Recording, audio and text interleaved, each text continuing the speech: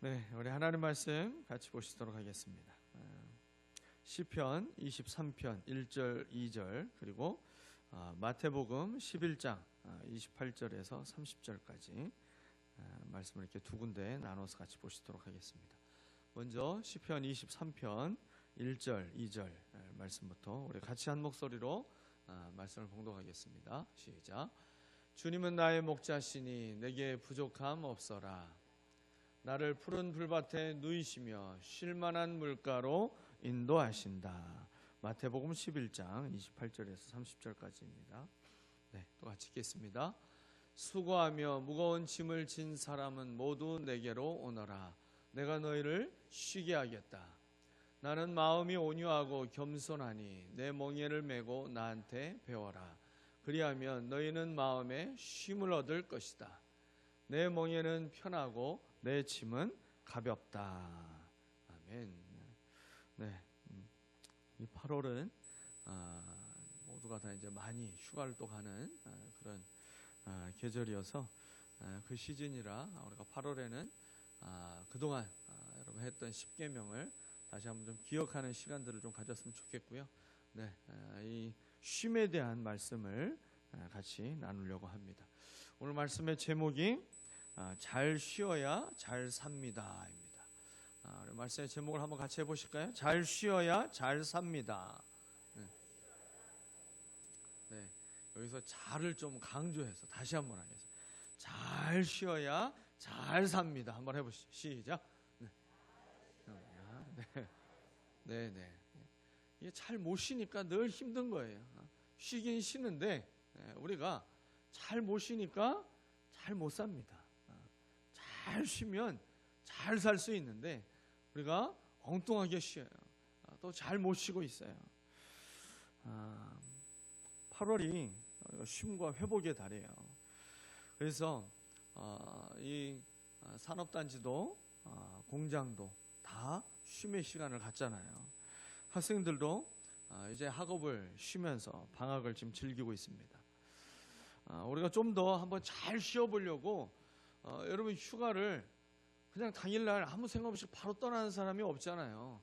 몇 달 전부터 부지런한 사람은요 몇 달 전부터 그 휴가를 계획을 하고 매일매일 일정을 짜가지고 우리가 다음 날은 그렇게 계획을 안 세우는데 근데 이 휴가는요 정말 얼마나 열심히 계획을 짜는지 몰라요. 먹을 건 뭘로 할지, 볼 건 가서 뭘 볼지, 또 누구랑 같이 가고 또 가서 또 누구를 만날지 하여튼 여러 가지를 다 계획을 세웁니다. 근데 여러분 휴가를 갖고 쉬어보지만 온전히 우리가 재충전이 다 되던가요? 오히려 휴가를 마치고 나서 더 지쳐서 일상으로 돌아갈 때가 참 많이 있는 것 같습니다. 돈을 많이 쓰고 더 지쳐서 돌아간다면 여러분 그걸 쉬었다라고 말할 수 있을까요? 잘 쉬고 왔으면 그럼 쉬고 왔으면 좀 에너지가 막 넘쳐서 열심히 일해야 되는데 말도 마 이번 휴가 너무 힘들었어 이러면서 이제 그 휴가 갔다 오고 나서 더 지쳐가지고 일상을 못 살아요.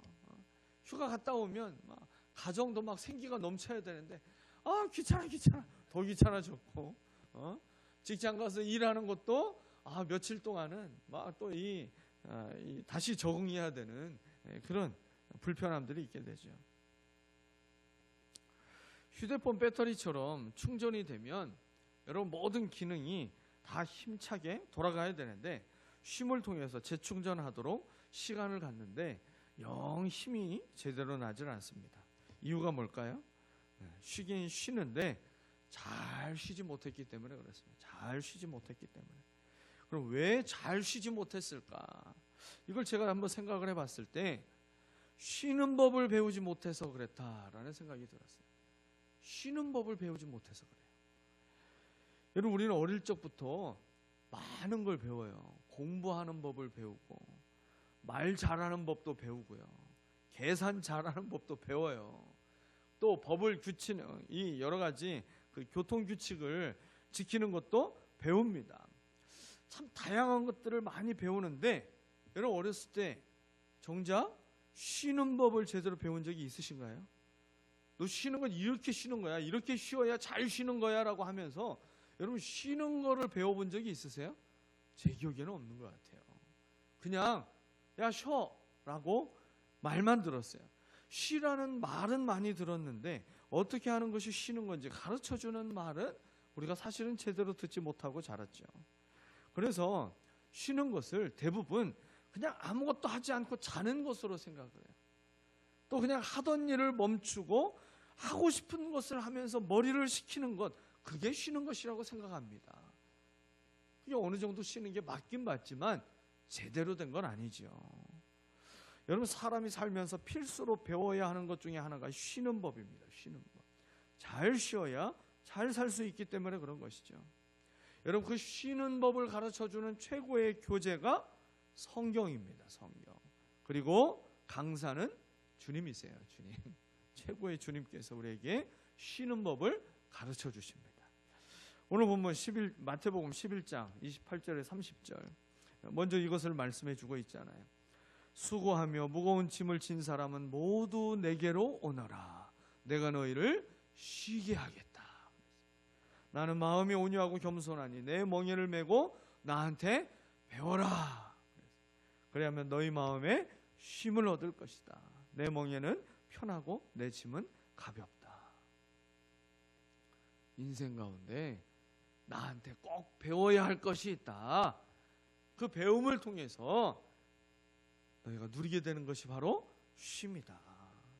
그래서요 예수님께 나와서 그 쉼이 어떻게 해야 되는 것이 잘 쉬는 것인지 배워야 돼요. 배워야 돼요. 창세기에 보면 하나님이요 사람을 지으실 때 사람만 쉼이 필요한 존재로 만드셨어요.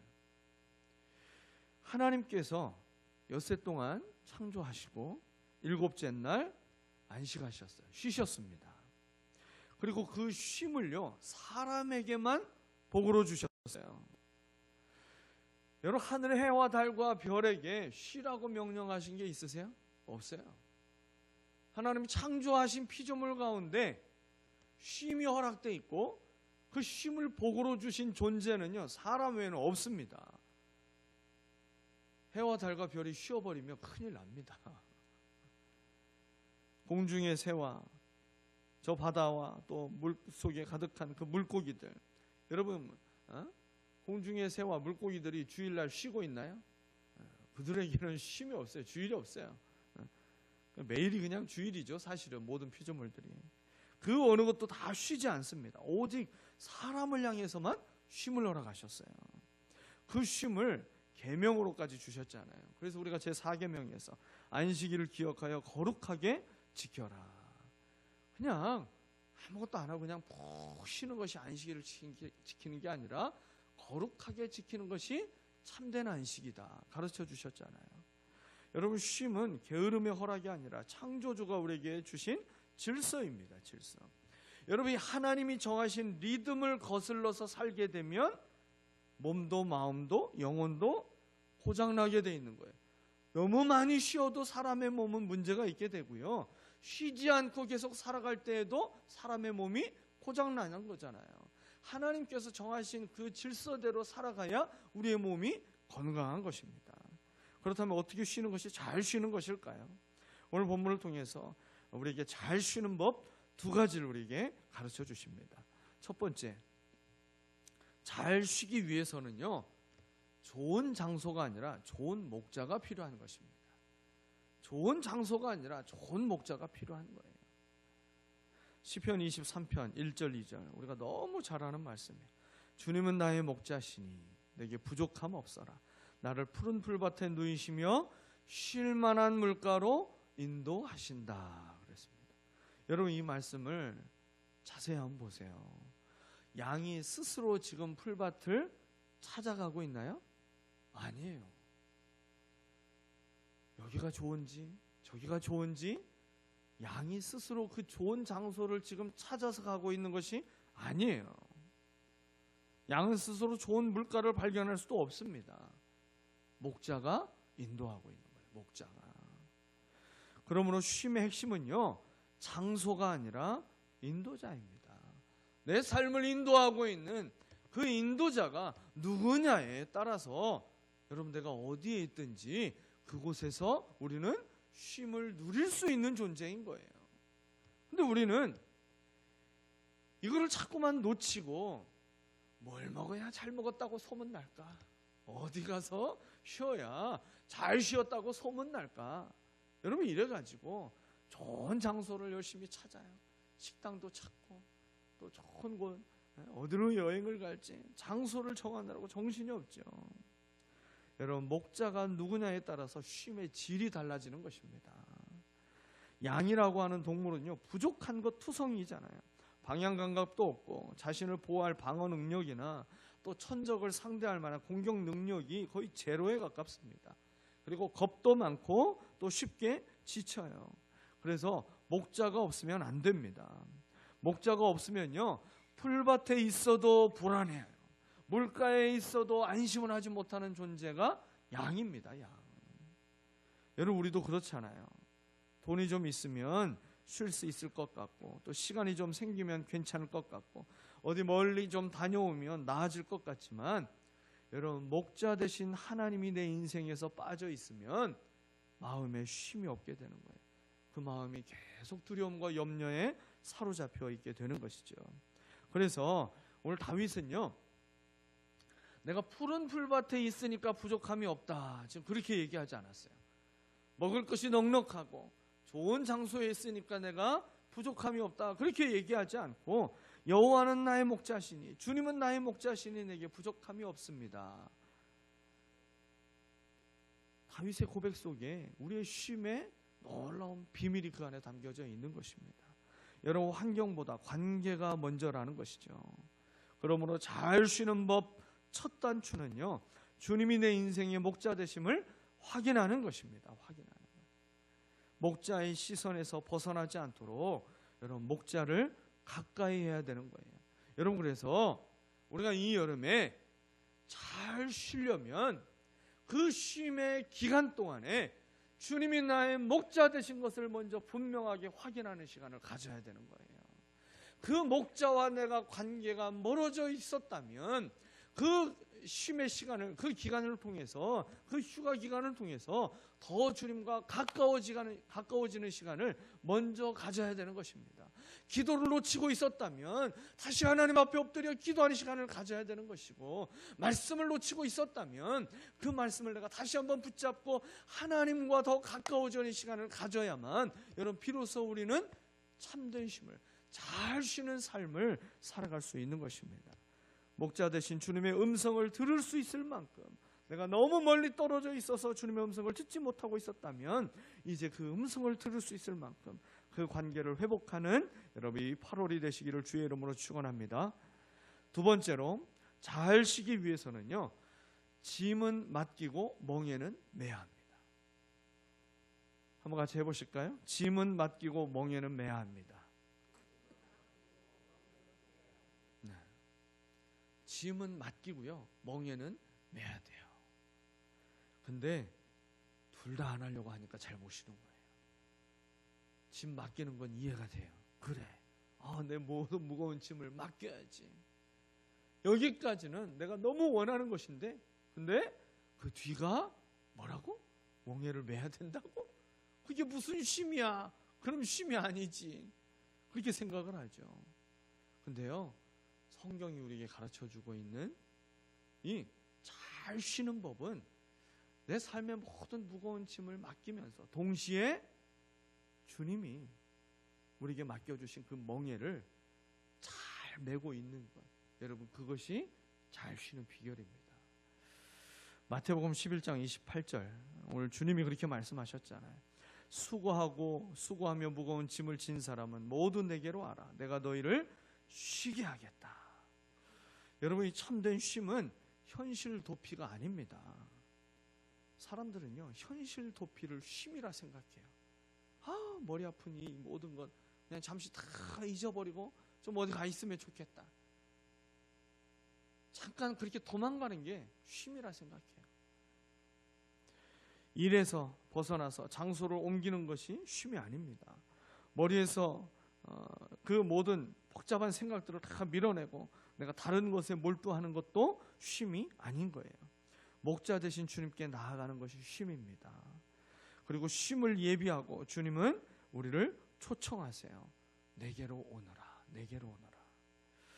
주님께 가야만 우리는 쉼을 얻을 수 있습니다. 왜 그렇습니까? 모든 것이 주님의 것이듯이 여러분 쉼도 주님께 속해 있기 때문에 그렇습니다. 생명만 주님께 속한 것이 아니라 죽음도 속하였듯이 여러분 쉼도 주님의 주권에 속한 것입니다. 그런데 주님이 우리를 너무나 잘 아세요. 우리가 어떤 존재인지 너무나 잘 아세요. 늘 짐을 잔뜩 짊어지고 살아가고 있는 존재라는 것 주님이 잘 아십니다. 짐이라 여겨지는 것이 없는 사람이 세상에 있을까요? 아무도 없습니다.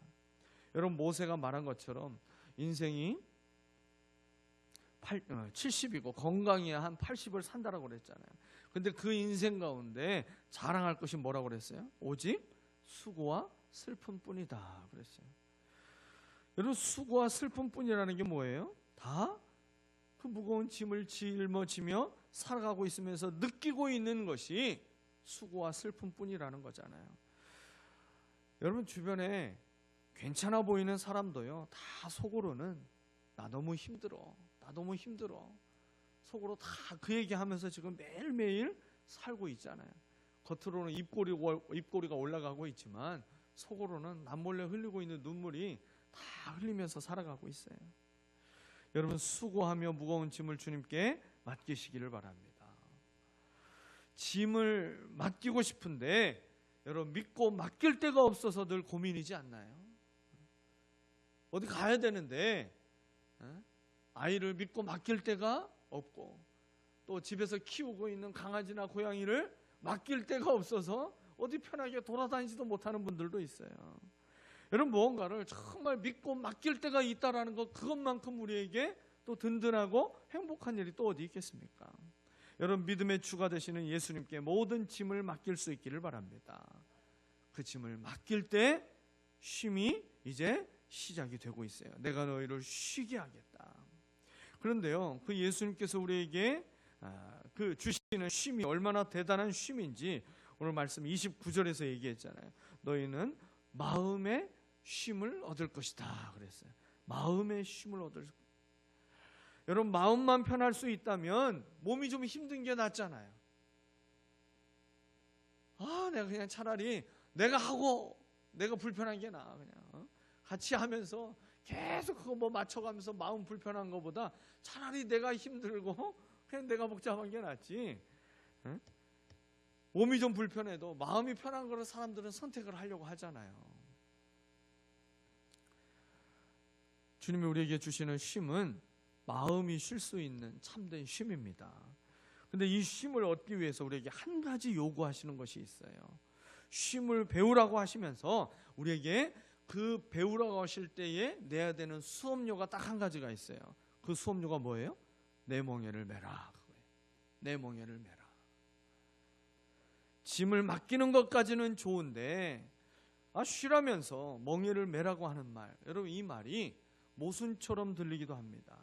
근데 여기에 참된 쉼의 비밀이 담겨져 있어요.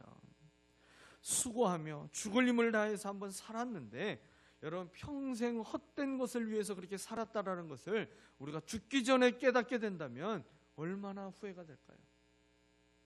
내가 그렇게 젊었을 때부터 제대로 한번 쉬어보지도 못하고 죽을 힘을 다해서 그렇게 먹고 싶은 거 제대로 먹지도 못하고 쉬고 싶은 거 쉬지도 못하고 즐길 거 즐기지도 않고 내가 그렇게 죽어라 아끼며 애쓰면서 살았는데 세상에 다 헛된 것들을 위해서 내가 그렇게 살았네. 이게 죽기 전에 깨달아진다면 여러분 얼마나 후회가 되겠어요. 잠시 있다가 사라질 세상의 성공과 물질을 얻기 위해서 지고 있던 모든 짐은요 전부 주님께 맡겨야 돼요.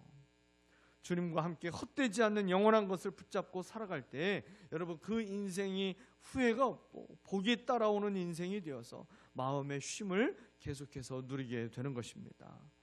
쓸데없는 것을 위해서 시간과 돈과 땀을 흘리는 사람을 보면 참 답답하잖아요.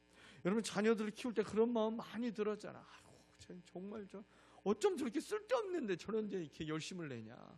저걸 저렇게까지 할 일이 아닌데 저걸 참 열심히 하네. 그냥 답답하죠. 저건 저렇게 죽기 살기로 할 일이 아닌데 다른 걸 열심히 해야 되는데 저거 저렇게 해봤자 결국 다시 또 할 텐데 참 답답하다, 그 생각 들잖아요. 근데 우리가요 스스로 그렇게 살아가고 있는 건 눈에 안 보여요. 자녀가 그렇게 살고 있으면 속이 터져요. 생명처럼 여겨야 할 것을 붙잡고 살면 나머지는 때를 따라서 다 도와줘서 다 채워질 텐데 그걸 알지 못하니까 답답한 것이죠. 근데 하나님 아버지가 우리를 바라볼 때마다 같은 마음이시겠죠. 같은 마음. 그 하나님 아버지의 사랑을 배우라고 오늘 우리에게 말씀하고 있어요. 여러분, 멍에를 매야 한다는 말에 여러분 두려워할 필요가 없습니다.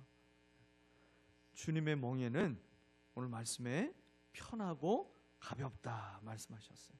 편하고 가볍다. 여러분, 편하고 가벼운 것이 뭐가 힘든 거예요? 그건 즐겁게 할 수 있는 거잖아요.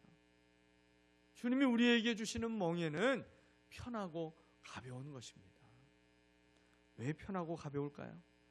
주님이 함께 멍에를 매주시기 때문에 그렇습니다. 여러분, 어린아이와 짐을 같이 나를 때가 있잖아요. 부모가 아이랑 같이 뭘 하는 게 너무 기쁨이 돼가지고 이리 와, 내가 아빠가 이걸 다 들기 어려운데 네가 이것 좀 함께 같이 들어줘. 그러면서 같이 들어달라고 하면요, 그 고사리 같은 손으로 와서 다 도와주려고, 그래요 제가 도와줄게요 그러면서 막 와서 힘을 줘요. 근데 사실 애가 든다고 그게 무슨 힘이 되겠어요? 사실 아무 도움이 안 돼요. 근데 부모는 그 아이가 함께하는 것, 이것이 너무 큰 기쁨이기 때문에 그 부모가 99.9% 힘을 다 써요. 그러면서 마치 낑낑대는 것처럼 연기를 하죠. 그리고 아이가 손을 들고 자기도 온 힘을 다해서 들고 있는 것처럼 해요. 그래서 그 아이가 도와주지 않으면 마치 이 짐을 나르지 못했던 것처럼 그렇게 얘기하면서 함께 그 짐을 나른 것을 함께 기뻐하게 되잖아요. 주님이 우리에게 멍에를 매라고 하실 때에는요, 그렇게 해주신다는 거예요. 주님이 우리와 함께 져주십니다. 힘을 딱 반반으로 나눠서 그렇게 물건을 들고 하지 않으세요. 사랑하는 여러분, 우리의 목자이신 주님께 짐은 맡기십시오. 짐을 맡기고 나서 내 손에 들려져 있던 그 모든 짐, 내 어깨에 들려져 있었던 모든 짐, 이 모든 것들이 전부 다 주님 앞에 맡겨지고 나면 우리의 손과 어깨가 다 비어있죠. 이제 그곳에 주님의 멍에를 올려놔야 돼요. 편하고 가벼운 멍에가 내가 나 혼자, 나 스스로, 나 혼자만 있으면 죄의 바람이 불게 되면 우리는 날아갈 수밖에 없어요. 그런데요, 그 편하고 가벼운 짐을 내가 들고 있어서 내가 날아가지 않게 되는 거예요. 그게 있었기 때문에 내 죄에서 하나님이 나를 지켜주시는 은혜가 있게 되는 것입니다. 그래서 멍에를 매라는 거예요. 세상 죄의 물결에 떠내려가지 않도록 그 멍에를 메고 있을 때에 여러분, 우리가 세상 죄의 물결에 떠내려가지 않게 됩니다. 사랑하는 여러분, 잘 쉬어야 잘 살 수 있습니다. 여러분, 운동선수들이 경기 중에 쉬는 시간에 어떻게 하는지 여러분 보신 적이 있죠? 여러분, 쉬는 시간에 아무것도 안 하고 그냥 퍼질러 자고 있는 선수는 아무도 없어요.